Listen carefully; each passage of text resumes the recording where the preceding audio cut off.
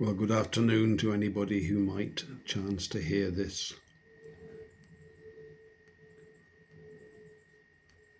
It's a beautiful day here in Birmingham. I have to work, so I'm taking a break.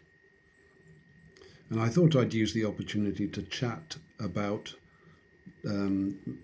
carnivore and fasting. My carnivore journey has been quite up and down. I started, I think, about 2 years ago, perhaps a little longer, 2.5 maybe, or maybe 3.5. I lose track of time.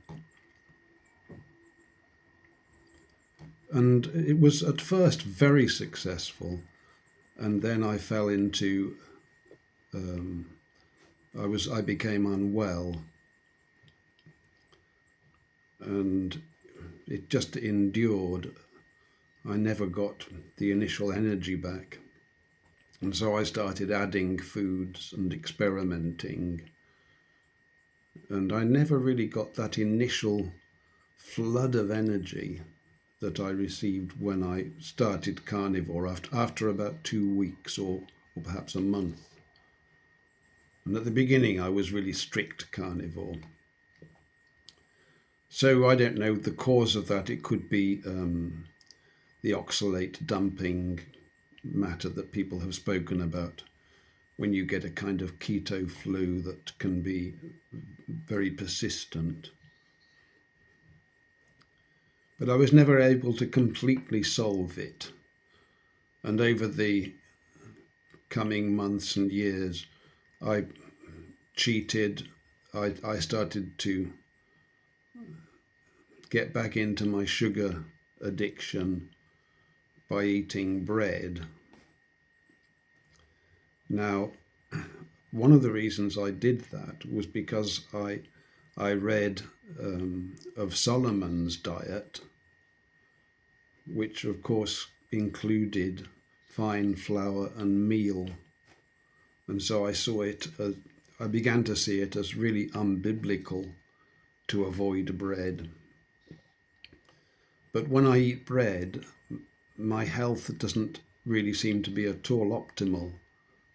And I'd become very tired, brain fog, and aching joints.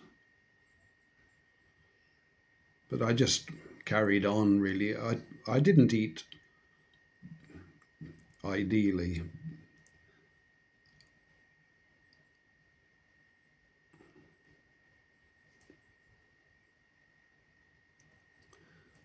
I didn't eat bread every day, just maybe twice a week, and then maybe 3 times.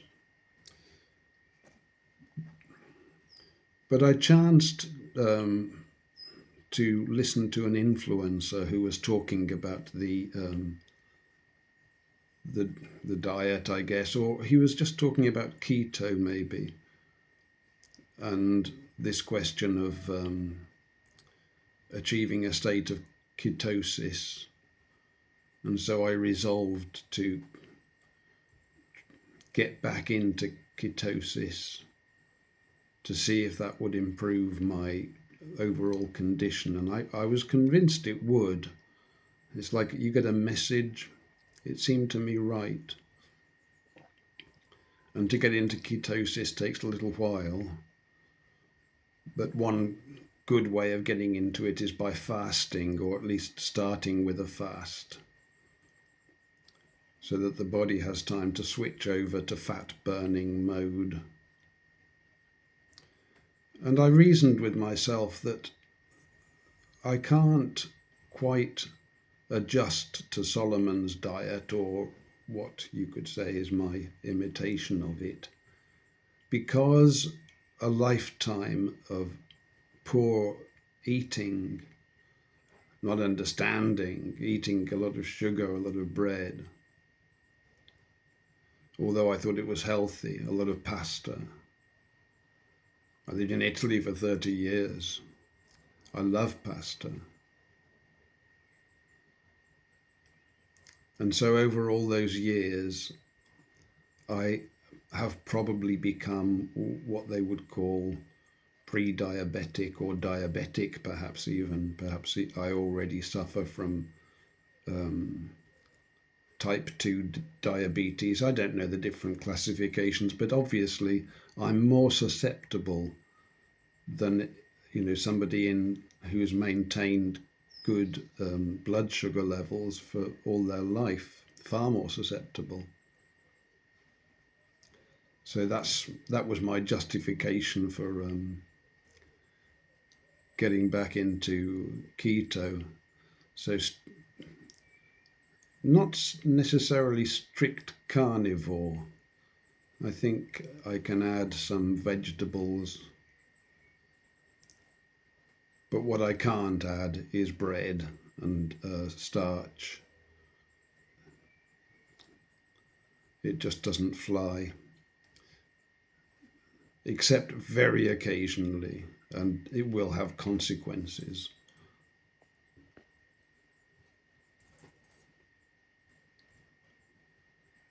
And meditating on this, I started to think about fasting.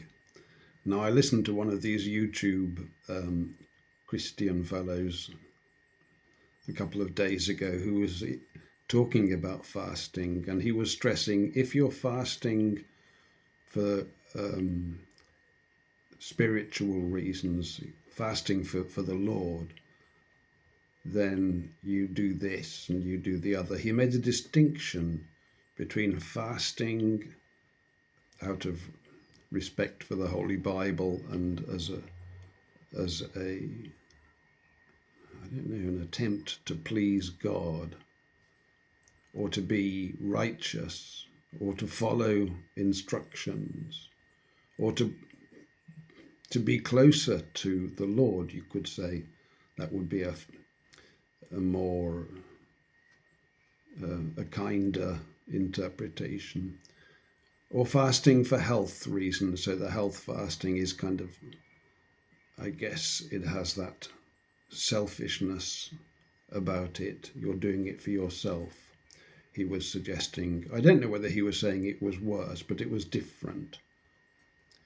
But I personally, I can't see any difference at all. Fasting is fasting. How do you fast to get slim? And in what way is it different to fasting to be holy? I mean, holy is about cleanliness anyway, and fasting will produce cleanness in the body. So there's that. And also, how do you do that thing?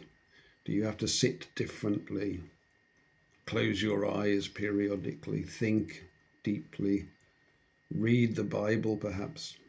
Well, I do those things anyway, just as a regular habit or delight, actually.